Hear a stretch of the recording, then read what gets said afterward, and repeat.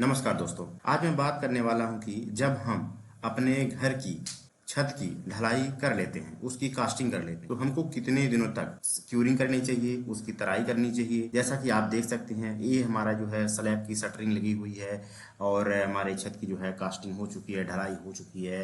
अब हम जीने की सहायता से हम जा रहे हैं अपनी छत के ऊपर और देखेंगे किस प्रकार से वहाँ पे क्यूरिंग की गई है, यह देखेंगे। उसके बाद हम यह भी बात करेंगे कि कितनी दिनों तक हमको जो है क्यूरिंग करनी चाहिए अपने छत की। देख सकते हैं आप, जैसे कि यहाँ पे बिल्कुल एक कुछ सीमेंट और सैंड से एक मोटार बनाया गया है और चारों तरफ जो है क्यूरिंग बना दी गई है, उसको रोक दिया गया है, मेड़ बना दी गई है, पॉन्डिंग कर दी गई है। उसमें पूरा लबालब पानी भरा रहेगा। कितने दिनों तक भरा रहेगा? कम से कम 7 दिनों तक भरा रहना चाहिए। ठीक है, कम से कम मिनिमम 7 डेज तक पानी हमारा लबालब जो है छत के ऊपर भरा होना चाहिए। यदि हम उसमें पानी लबालब भर के रखेंगे तो हमारे स्लैब में, हमारे कंक्रीट में जो हीट ऑफ हाइड्रेशन निकलता है वो क्या करेगा, हमारा जो स्लैब होगा उसमें क्रैक्स आ जाएंगे, उसमें श्रिंकेज होने लगेगा, एक्सपांशन होने लगता है। ठीक है, तो ये सारे रीजन्स हैं।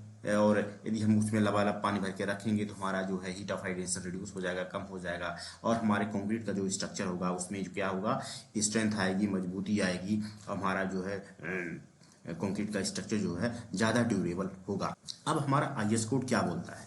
हमको हमारा आईएस कोड यह बोलता है, मिनिमम कोई भी कंक्रीट का यदि स्ट्रक्चर हमारा है जो ओपन एरिया में है, जो एक्सपोज कंडीशन में है, उसको कम से कम 7 डेज तक हमको क्या करना चाहिए, मिनिमम 7 डेज तक, मिनिमम 7 दिनों तक पानी भर के रखना चाहिए, उसको मॉइस्ट कंडीशन में रखना चाहिए। ठीक है, लेकिन यदि हम अपने कंक्रीट के स्ट्रक्चर में कोई एडमिक्सचर यूज कर रहे हैं, कोई केमिकल्स यूज कर रहे हैं, तो हमको अपने क्यूरिंग का पीरियड जो है उसको बढ़ा देना चाहिए। कम से कम 10 दिन तक करना चाहिए, नॉट लेस देन 10 डेज। ठीक है, तो 10 दिन तक करना ही चाहिए और हम उसको एक्सटेंड करके, ठीक है, मिनिमम पीरियड में भी एक्सटेंडेड टू 14 डेज, तो मिनिमम जो है 14 दिन तक भी हम उसको बढ़ा सकते हैं। ठीक है, यह हमारा आईएस कोड इसको रिकमेंड करता है।